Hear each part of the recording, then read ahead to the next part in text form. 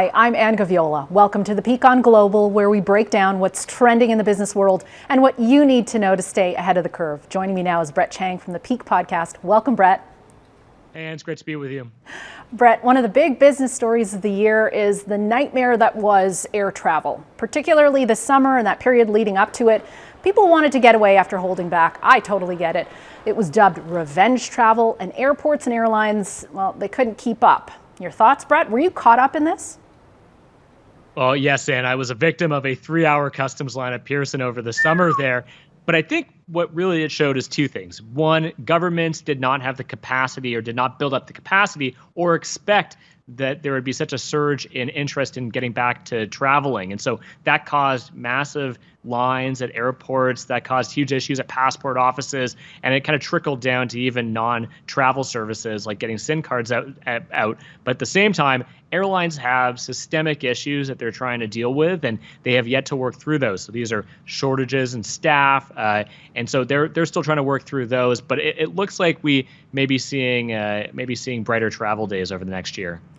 I mean, I certainly hope so. And I got caught up in it myself as well a couple times over the summer, and I was just doing domestic travel.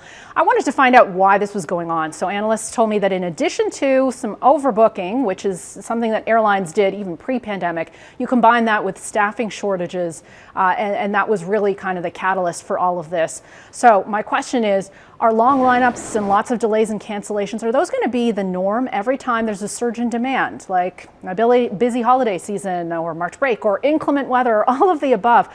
Are headaches galore part of the new normal now for air travel? Because there are a lot of analysts who are saying, yeah, it might be.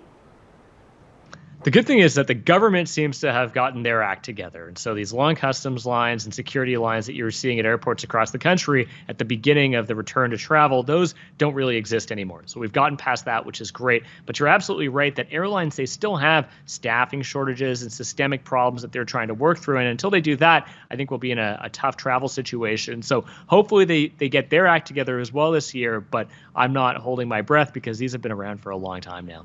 I'll be flying out early in the new year, so fingers crossed for myself and my family as we brave what I hope are some okay lines. Let's get to the second topic. Let's talk about inflation, because certainly for the first part of the year, it was all anyone wanted to talk about. I've been reporting on inflation for years. It has never been quite as sexy or all-encompassing as it was this year. And there is some good news. It looks like it may have peaked this summer. The bad news, it remains stubbornly high, and I know that rate hikes usually take up to 18 months to make their way through the economy, but we have to remember this, so many of the big drivers of inflation were external things, so outside of Canada, that don't react to interest rates climbing in Canada. I'm hearing a lot of economists say the worst is behind us for headline inflation, but also a lot of that inflation, Brett, apparently is moving from goods to services, so it ain't over till it's over. Absolutely. If you look at core inflation, so if you take out the volatile assets like the price of gas, you see that inflation is still stubbornly high, and if not, is actually going up in many cases. And that's real items that we're consuming on a daily basis. But you're absolutely right that there is a trickle-down effect, too, of high interest rates and inflation that we have yet to see. And inflation that we're seeing today, that's a lagging indicator. That's what we've seen over the past month, and interest rates respond to that. What we can't see are predictive or forward-looking indicators, which remain unknown as to what the impact that high interest rates and inflation will have on the broader economy. Yeah, and I think it's important to remember that for households with means, inflation is an aggravation, it's an annoyance, it eats into your paycheck and gives you less money left over. But for households on the financial brink, it really is a brutal tax.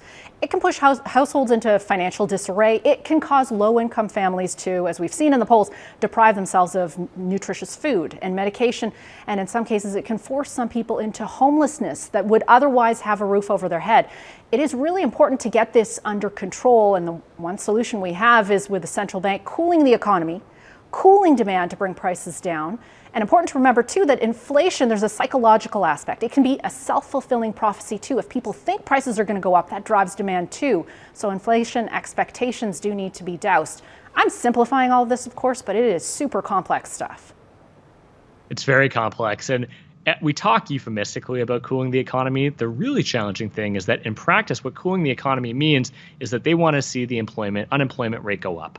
that's what ultimately happens when you try to cool the economy. And so there's a huge human cost to the interest rates rising. And we've talked about this beforehand, but there is obviously the impact on the housing market and people who have variable mortgage rates, and they're going to have to pay a lot more for their homes. And in many cases, might not be able to afford their homes anymore. And then there's the alternative of that, which is when you start to cool the broader economy, companies begin to cut back. And the easiest place for them to cut back on is usually through headcount.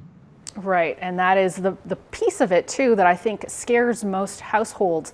Now, central banks have the unenviable task of fighting inflation with interest rates while not pushing the economy into, hopefully, not a punishing recession.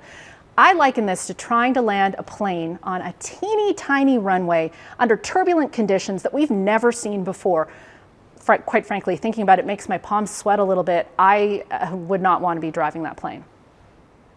Me neither. It's a very, very tough job that Tiff Macklem and the Bank of Canada, as well as the Federal Reserve in the U.S. have, which is that they understand that there are consequences to rising interest rates, which we just talked about. But at the same time, they know that inflation is very politically unpopular. It is a tax on people's wallets that they didn't have a year ago. And so to balance the two, they have to find a path forward which is going to mitigate the worst possible outcomes here. So if you raise interest rates too aggressively, too fast, if you over raise interest rates, then you're going to see a major cooling of the economy, which could bring us into a recession. But at the same time, if you don't do that fast enough, then inflation will continue to go up. That's a tax on people and businesses, which could also bring us to a recession, sorry. And so the guiding this slowly, methodically, and being really thoughtful about these decisions is a really big task, and there's a lot of responsibility on our central bankers, especially right now, which is unusual. We haven't had this in our lifetime, Anne.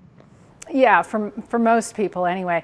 And a recent poll suggests that as far as everyday Canadians are concerned, a recession is coming. There's no if, and they've already adjusted their spending habits, which is probably what the central bank ordered.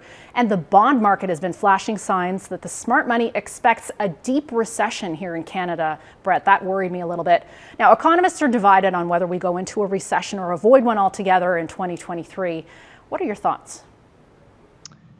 Well, I'm going to knock on wood here that there's no recession. I definitely do not want to see a recession. Like I said, with a recession comes plenty of human pain and suffering, which we never want to see. It's not simply a macroeconomic term or something that we go into. There's a real cost associated with it.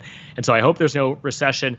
You know, what we've seen over the past year is a recession in certain industries. So you've seen a recession in tech. Tech, I think, is probably the hardest hit. That's where you've seen the most layoffs to date. The real question is it just only a tech recession, similar to what happened with the dot-com bust of the 90s, or are you going to see something broader? Is that going to start to affect a variety of different industries? And then you start seeing more mass layoffs and a mass pullback in both business and consumer spend. And that's the real question mark right now. Again, it's going to depend a lot on what the Fed does, but it's also going to depend, like you led off the segment with, which is a number of different variables and factors outside of our control. You know, is the new China COVID policy going to increase manufacturing, bring supply chains back to where they were pre-pandemic? Perhaps, and that would actually very much help avoid a recession. Is the war in Ukraine going to get worse? Are we going to have more energy supply shortages through that? These are all question marks that we really don't have the answer to, and unfortunately are out of our control. Yeah, I want to end on a little bit of a brighter note. You mentioned this, recession in tech where they're already feeling a lot of that pain. Just a reminder, though, that what we saw in that sector during the pandemic was pretty remarkable. It was a great big boom. There was, in some ways, some irrational exuberance in terms of interest and resources flowing into that sector. So some people are saying it's just time for a bit of a right sizing there. But I like to remain ever hopeful for what's in store for 2023. Thank you, as always, for your time and your insight, Brett. Thanks so much, Anne. Wishing you and yours all the absolute best for the new year. We'll pick it up in 2023. And you can get all your daily business news with the Peak Daily podcast. It's available for free on Apple Podcasts, Spotify, and wherever you find your favorite podcasts.